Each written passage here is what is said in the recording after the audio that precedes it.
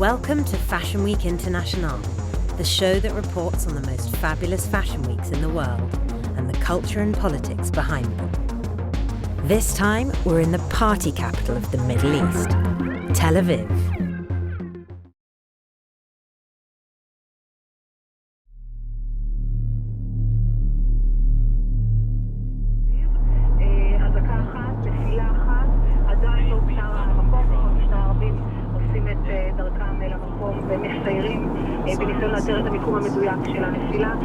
אתה לא שומע חדשות? 2-2. תל אביב מופגזת. אין כרגע איזושהי נטילת אחריות של מי מהארגונים הפלסטינים, חמאס, ג'יהאד ואחרים. לפחות פיצוץ נשמע שם בתל אביב, אז על כך אנחנו יודעים בוודאות וברור אם הרקטה נפלה. I want to go home.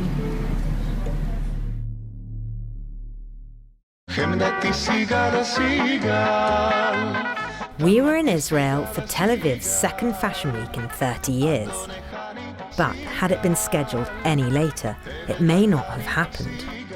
No sooner had the last model left the runway, the conflict between Israel and Palestine escalated to the worst it's been in recent history, with Tel Aviv's Iron Dome being breached for the first time by missiles sent from Gaza.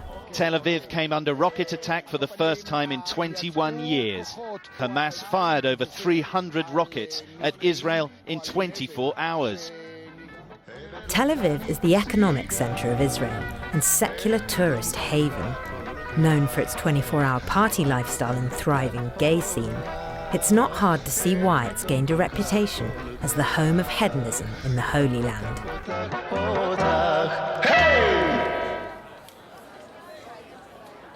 The event kicked off with a press junket where the president of Tel Aviv Fashion Week fielded questions from local and foreign press. Our main purpose is to show the world that we have very, very creative people in Israel. We are changing the concept of how Israel looks like, how Tel Aviv is looking like. We're not just a place on the Mediterranean that have some camels and M16. I hope the next 2 days are going to be very beautiful for everybody.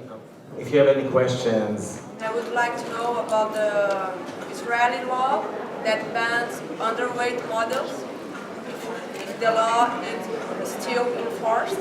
Basically, right now, models need to have a certain body mass index, and also their images cannot be photoshopped. So basically, it is enforced. I can tell you that as a legislator, we are aware that many of our laws do not get enforced, so I'm not sure how well this one will be.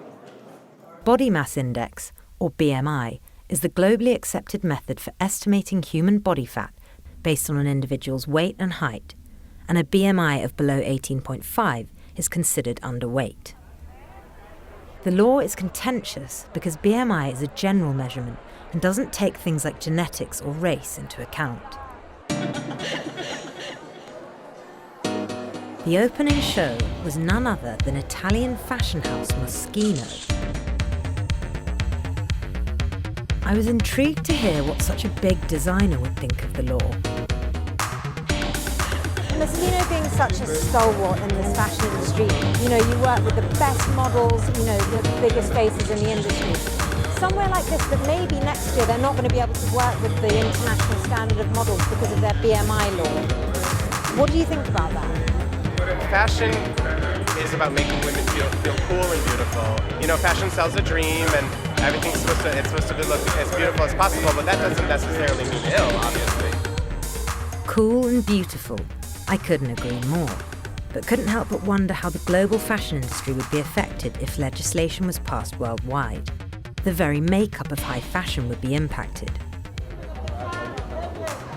If this law will pass through, then I would be not legal. So it's kind of charming.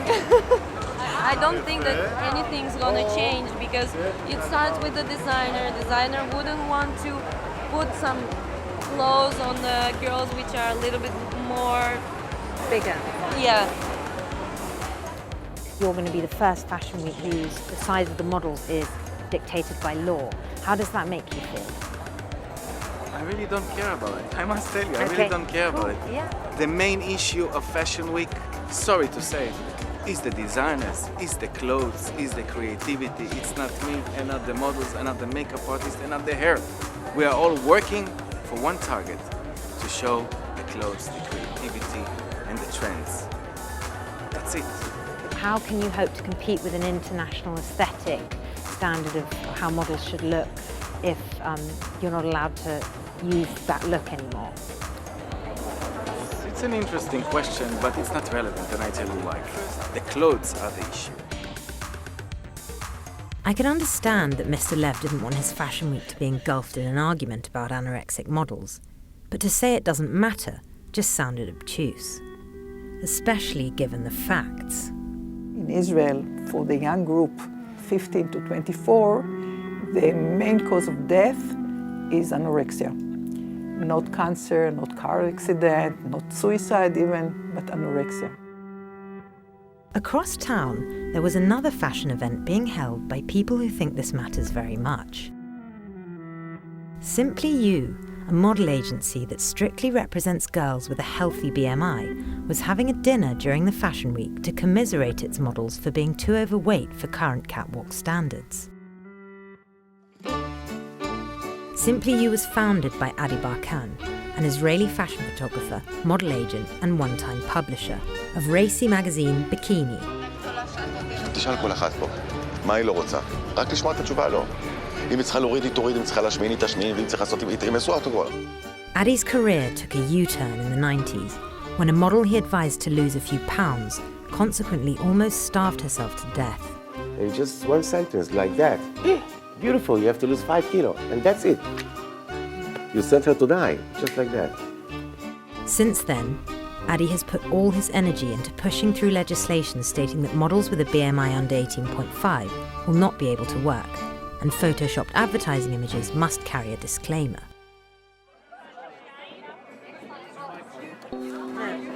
ביום נכנס החוק. אנחנו, אתן, מייצגות את הדור הבא. את הדור השפוי, את הדור שהוא לא נגוע, והדור שהולך לשנות את כל התפיסה לגבי מהו יופי ומהו רזה או רזה מדי. כן, ואפשר לאכול ולהצטלם. כן, אפשר להיות רזה ולא להגיע להפרעות אכילה. When I was 16, I think, to go inside the office of a model agent.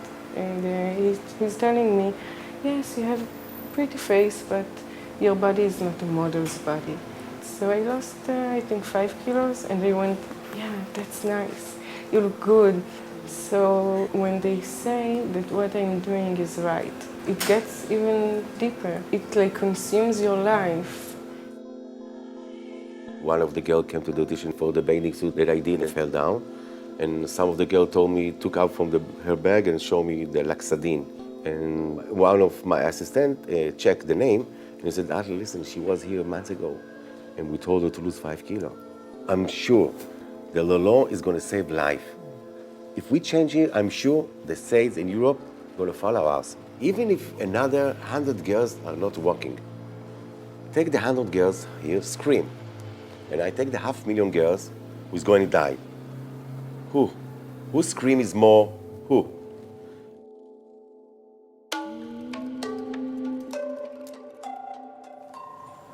I can't even imagine how fashion TV will look if you don't use anorexic models. For me now, I don't think it will make a lot of difference. But for my daughter, one day, it will make a difference.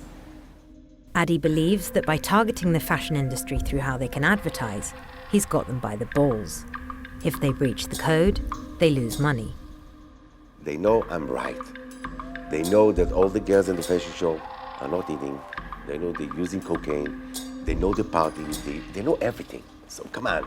I'm 53 years. I saw all the party. I shoot all the road. They know that I'm right. So take it and do it because it's just like that.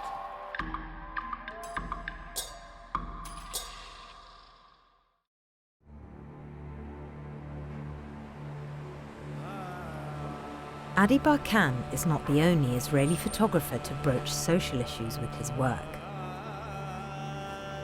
We went to meet another guy who creates such controversial imagery, we had to seek him out in a concealed underground shoot location.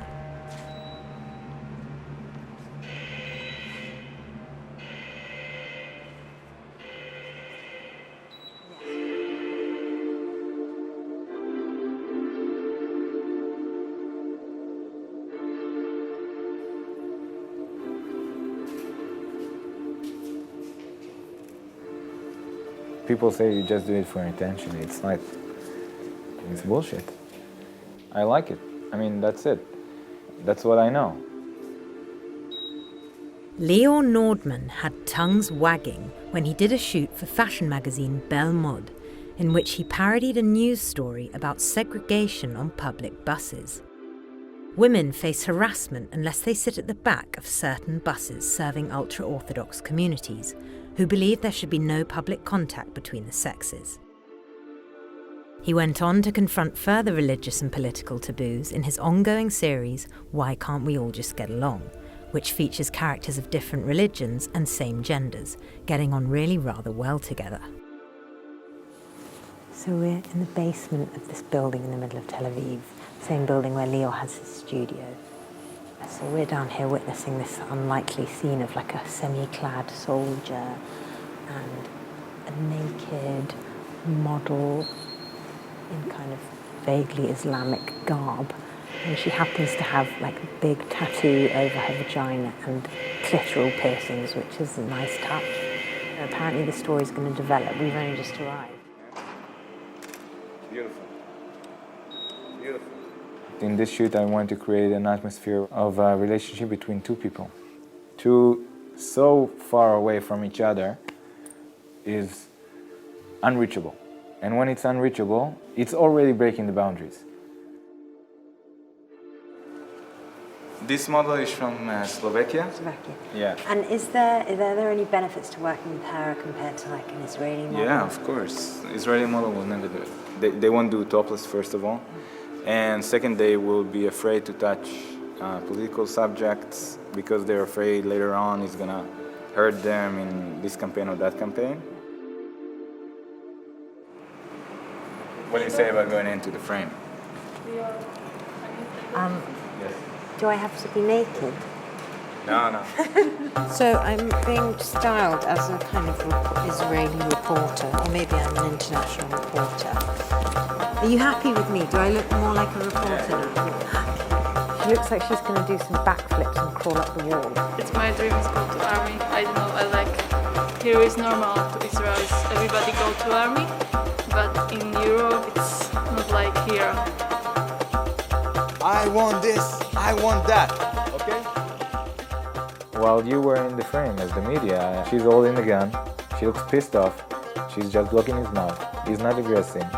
It's like a wife saying to his husband, shut up, don't tell anyone. And I ask you guys to look like a little bit stressed because it's like you don't saw the other frames where they are together and they cuddle and they love and they sex. I want you to look like you don't know anything about that. That's the point. Whatever the media sees, it's not what's really is going on. Sorry, I keep realising what I'm doing and then I get hysterical.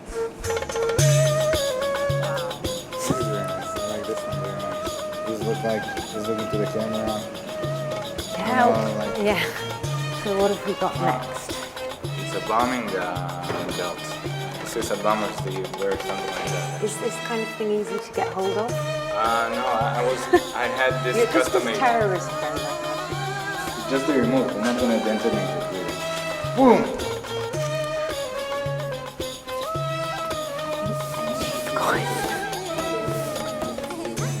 The most significant thing about Israel is like the army.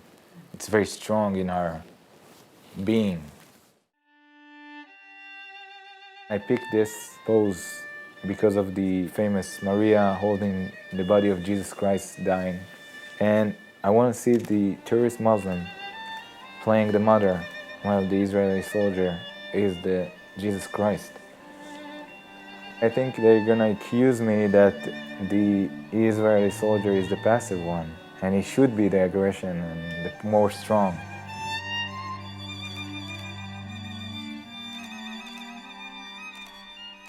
Even though it had been fun, there were definitely some moments where I wondered if this was the kind of thing that gets a fatwa put on your head.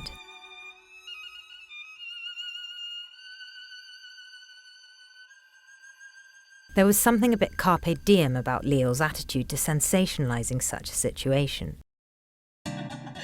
But upon my arrival back in Fashion Week, it seemed Lior wasn't the only one putting his own spin on the conflict. When I I travel, I try to theme a show around the country I'm invited to go to. And we ended up with this, which I think at the moment one of the biggest things on everybody's mind in Israel, I'm afraid, is what Netanyahu spoke about at the UN. So how much enriched uranium do you need for a bomb? And how close is Iran to getting it? When I was first coming here, you know, there was that, like, there's this gossip that could be dangerous, could be like, and it's absolutely not. Why is it like this? How did Tel Aviv happen? Why? I don't know, because it's the Israeli spirit, I think, you know? We can try every day, you know, so we just live it every day the best we can.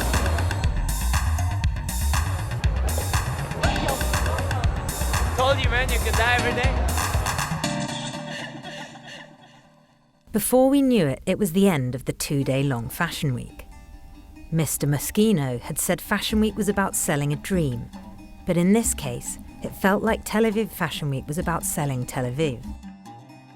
Despite its reputation as a liberal European-style city, its location means most people approach it with caution, and if any creative industry were to thrive, it needs to be regarded differently.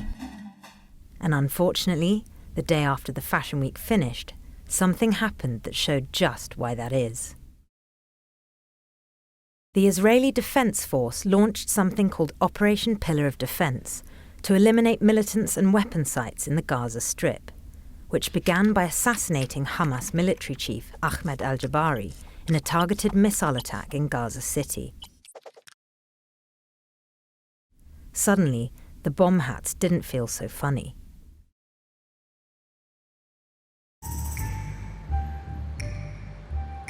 The next morning, we were hanging out on a test shoot with some of the girls from Adi Barkan's agency. Our original plan had been to spend some time with female soldiers of the Israeli Defense Force. But after launching Operation Pillar of Defense, they'd cancelled. The IDF is unique in that it's the only army in the world that requires national service to be completed by girls. To the delight of weird war nerds across the world, the IDF is full of girls like this. No one is exempt, not even bona fide supermodels.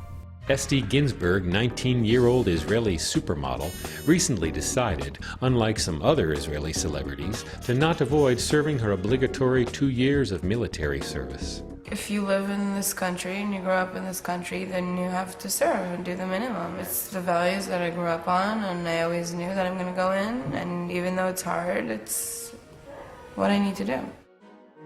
As a result, the girls of the IDF have become something of a fetish. Whole websites are dedicated to the hot girls of the IDF. And I'd been super excited about learning how to do this from a hot tank instructor. Right away, just starting to hit all those vulnerable points, IDF style. But as the day wore on, it became clear that there was a steady escalation of violence in Gaza. The reality of being a part of one of the most heavily engaged armies in the world quickly eclipses any superficial fantasies about girls with guns.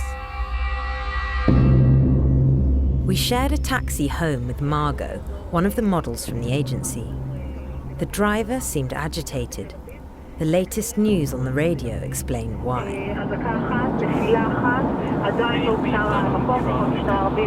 עושים את דרכם למקום ומסיירים בניסיון לאתר את המיקום המדויק של הנפילה. אתה לא שומע חדשות? 2-2.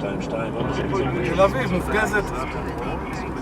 אחרות אין כרגע איזושהי נטילת אחריות של מי מהארגונים הפלסטינים, חמאס, ג'יהאד ואחרים. לפחות קיצוץ נשמע שם בתל אביב, אז על כך אנחנו יודעים בוודאות לא ברור רקטה נפלה. So I just heard that there was alert in Tel Aviv, loud noise. Like a siren. I like a siren. I guess when you hear it, you know it. And we think Tel Aviv is kind of a bubble, and we always think we're safe. But I guess not. I want to go home. As we drove back into the centre of Tel Aviv, everything seemed eerily normal. There were no signs of anyone freaking out in the streets, but we thought we'd better head back to the apartment and get the facts. Things weren't looking good. Hamas said Israel had opened the gates of hell, so we're retaliating. For the first time since the Gulf War in 1991, Tel Aviv residents were hearing the whine of air raid sirens, warning them to take cover from incoming missiles. וואו, וואו, וואו, וואו, וואו, תראה מה הולך פה. The Israeli Air Force pounded dozens of targets in Gaza, including missile storage facilities and launching sites. Among the weapons destroyed were rockets that could hit as far as 25 miles into Israel. Defense Minister Ehud Barak has mobilized the first reserve infantry units. 55,000 Israeli troops were being mobilized along the border, and among them, Margot's boyfriend. That really brought the news home.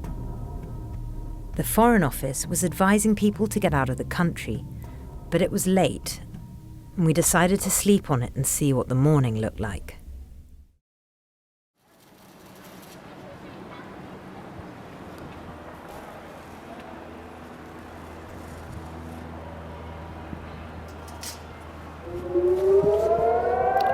Oh, you fucking kid. I am.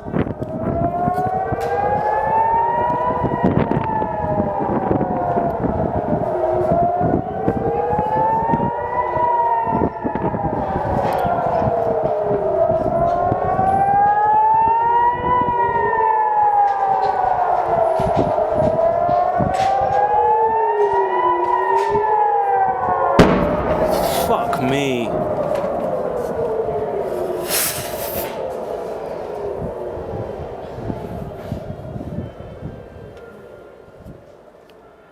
I'd never heard an air raid siren before.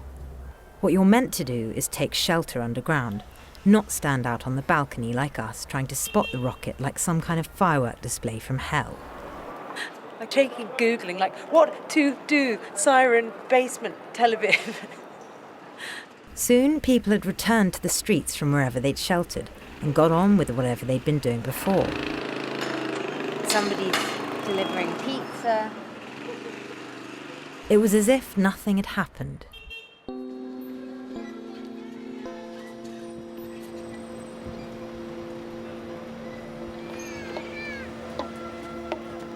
Even on the beach, a mere half-mile from where the rocket had smashed into the sea, friends played frisbee and dads did Tai Chi with their kids. None of this tallied with the official Foreign Office advice to get out now. And as we made our way home to pack, I wished we'd had more time here.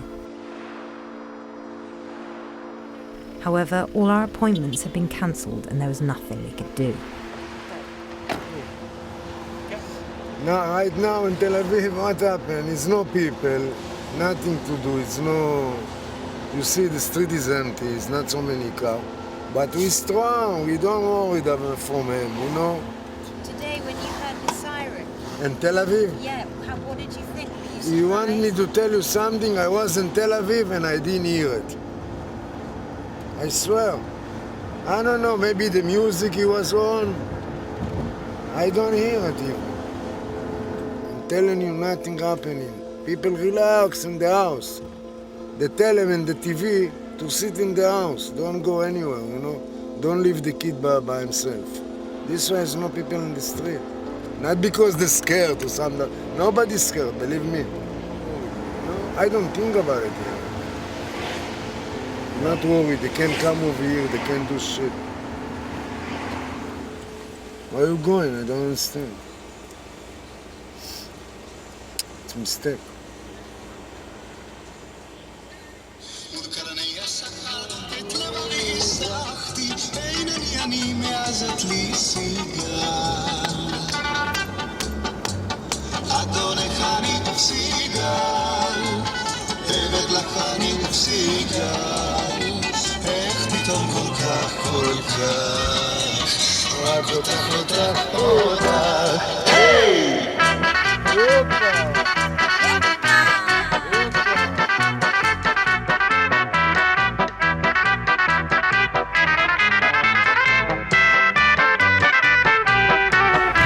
Goodbye, Fashion Week International.